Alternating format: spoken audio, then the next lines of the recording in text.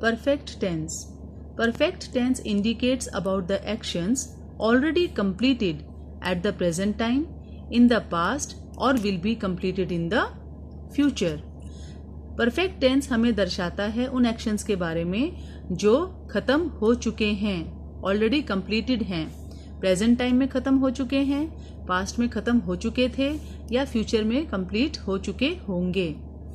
In these sentences the verb phrase consists of has, have, had as helping verbs with a verb in the past participle form, यानी कि third form of the verb. Perfect tense के sentences में has, have और had helping verbs की तरह use होते हैं और उसके बाद हमारे मेन वर्ब भी पास्ट पार्टिसिपल फॉर्म के रूप में यूज होते हैं. Has, have, had as helping verbs और मेन वर्ब का पास्ट पार्टिसिपल फॉर्म लिखा जाता है अगर हमको परफेक्ट टेंस में सेंटेंस लिखने हैं. सबसे पहले हम पढ़ेंगे present perfect tense. We use present perfect tense to talk about action that was completed at an indefinite time in the past. The present perfect tense describes an event in the past, but it does not describe exactly when it happened. Present perfect tense की जब हम बात करते हैं तो यानी कि हम ऐसे एक्शन की बात कर रहे हैं जो हमारा ख़त्म हो चुका है, जो काम हमारा ख़त्म हो चुका है.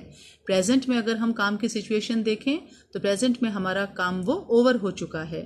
ठीक है, इसमें ये ज़रूरी नहीं है कि किस टाइम पर हमने वो काम किया था, यानी ख़त्म हो चुका है at an indefinite time in the past. किसी इनडेफिनेट टाइम में, किसी भी अनिश्चित टाइम में हमारा काम पूरा हो चुका था.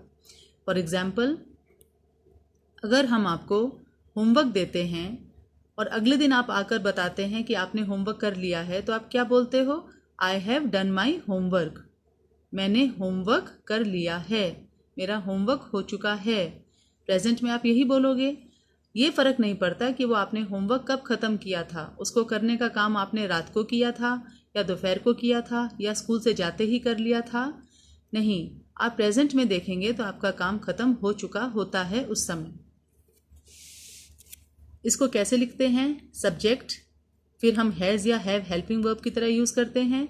हैज़ हम यूज़ करते हैं शी, ही, इट के साथ और हैव यूज़ करते हैं हम आई, यू, वी और दे के साथ. उसके बाद हम पास्ट पार्टिसिपल फॉर्म लगाते हैं वर्ब का, यानी कि third form of the verb, और बाद में हम ऑब्जेक्ट लगाते हैं. See the examples. They have gone to market. They यानी सब्जेक्ट हो गया, दे के साथ हम हैव का यूज़ करते हैं और गॉन जो है वो गो का पास्ट पार्टिसिपल फॉर्म है और उसके बाद में object to market. They have gone to market, वे मार्केट जा चुके हैं. I have written articles on different topics. मैं डिफरेंट टॉपिक्स पर आर्टिकल्स लिख चुकी हूँ. John is sad because his dog has died. John उदास है क्योंकि उसका डॉग मर चुका है. यहाँ देखिए, डॉग जो है वो सब्जेक्ट है, हैज़ हमारा हेल्पिंग वर्ब है और डाइड है जो कि पास्ट पार्टिसिपल फॉर्म है डाई का. तो डॉग मर चुका है, लेकिन ये इनडेफिनेट टाइम की बात हो रही है. ठीक है, ये फ़र्क नहीं पड़ता है कि डॉग कब डाई हुआ, कब मरा, लेकिन आज उसका रिजल्ट क्या है कि जॉन आज उदास है. ठीक है. I have seen this movie earlier. मैं यह मूवी पहले देख चुकी हूँ, यानी प्रेजेंट में क्या सिचुएशन है, वो मूवी मेरी देखी हुई है, मैं देख चुकी हूँ. अर्लियर मतलब पहले कभी, तो ये इनडेफिनेट टाइम है, कोई फिक्स टाइम नहीं है. इसमें आप ध्यान रखिए कि आपको पास्ट पार्टिसिपल फॉर्म में ही वर्ब को लिखना होता है. जैसे रेगुलर वर्ब्स होते हैं, जंप, क्लाइंब, कॉल एटसेट्रा, उनमें तो आप ईडी ऐड करके पास्ट पार्टिसिपल फॉर्म बनाते हैं. और जो इरेगुलर वर्ब होते हैं जैसे ईट का ईटन, बाय का बॉट, डू का डन, गो का पास्ट पार्टिसिपल गॉन, ये चेंज हो जाते हैं बिल्कुल. कम का पास्ट पार्टिसिपल सेम रहता है, कम. रन का भी सेम रहता है, रन. तो ऐसे बहुत सारे रेगुलर और बहुत सारी इरेगुलर वर्ब्स होते हैं. आपको याद करना पड़ेगा कि इनके पास्ट पार्टिसिपल फॉर्म कौन से होते हैं. Next is past perfect tense. We use past perfect tense to describe an action in the past before another action in the past or any specific time. It makes clear that one action happened before another. Past perfect tense हम कब use करते हैं? एक ऐसे action के बारे में describe करने के लिए जो पास्ट में पूरा हो गया था, पास्ट में ही किसी और काम के होने से पहले. यानी अगर पास्ट में 2 काम हुए थे तो जो काम पास्ट में पहले हुआ था या पास्ट में कोई टाइम था फिक्स, उस टाइम से पहले हो गया था, उसको शो करने के लिए हम पास्ट परफेक्ट टेंस का यूज़ करते हैं। सब्जेक्ट लिखेंगे सबसे पहले, इसमें हम हेल्पिंग वर्ब लगाएंगे हैड। चाहे आप सिंगुलर की बात करें सब्जेक्ट में या प्लूरल की बात करें सब्जेक्ट में, आप हमेशा हेल्पिंग वर्ब हैड का ही यूज़ करेंगे। उसके बाद पास्ट पार्टिसिपल फॉर्म लगाएंगे वर्ब का। एग्जाम्पल्स देखिए, she had met him before the party. She हमारा सब्जेक्ट है, फिर हमने हैड लगाया क्योंकि हम सबके साथ इसमें हैड ही लगाते हैं। मीट यानी मिलना, उसका पास्ट पार्टिसिपल होता है मेट, तो she had met him before the party, यानी पास्ट में, भूतकाल में, गुजरे हुए समय में कोई पार्टी हुई थी, ठीक है, वो काम भी हुआ था, पार्टी वाला काम भी हुआ था और वो उससे मिली भी थी। तो ये दोनों काम हुए थे, लेकिन जो एक काम हुआ पार्टी वाला पास्ट में, उससे पहले कौन सा काम हुआ, वो उससे मिली थी। तो जो काम पहले होता है पास्ट में, किसी दूसरे काम के होने से पहले या किसी भी टाइम से पहले, तब हम वहां पर पास्ट परफेक्ट टेंस का यूज करते हैं। See the next, the plane had left by the time I got to the airport. इसमें भी देखिए पास्ट की ही बात हो रही है कि मैं एयरपोर्ट पहुंची थी, उससे पहले बाय द टाइम मतलब जब तक मैं एयरपोर्ट पहुंची थी तब तक प्लेन जा चुका था। तो दोनों कामों में से पहले कौन सा काम हुआ है कि प्लेन जा चुका था, और मैं बाद में पहुंची थी, देखा तो प्लेन जा चुका था। तो जो काम पहले हुआ है उसमें हमने पास्ट परफेक्ट टेंस का यूज़ किया, द प्लेन हैड लेफ्ट। यहाँ पर हमने यूज़ किया पास्ट परफेक्ट टेंस। हमने सब्जेक्ट लगाया, हैड हेल्पिंग वर्ब, और उसके बाद में लीव जो हमारा वर्ब होता है उसका पास्ट पार्टिसिपल फॉर्म होता है left. I had seen this film before it released in India. I had seen this film, मैं यह फिल्म देख चुकी थी, बिफोर पहले ही, it released in India, India में रिलीज होने के पहले ही मैं ये फिल्म देख चुकी थी, यानी जब भी इंडिया में वो फिल्म रिलीज हुई थी उससे पहले ही मैं फिल्म देख चुकी थी। तो दो काम हैं, लेकिन जो काम पहले हुआ है, जो काम पहले खत्म हुआ था, उसमें हम पास्ट परफेक्ट टेंस का यूज करते हैं। Yesterday James was tired because he had walked to work. कल जेम्स थका हुआ था क्योंकि वो काम पर चलकर गया था।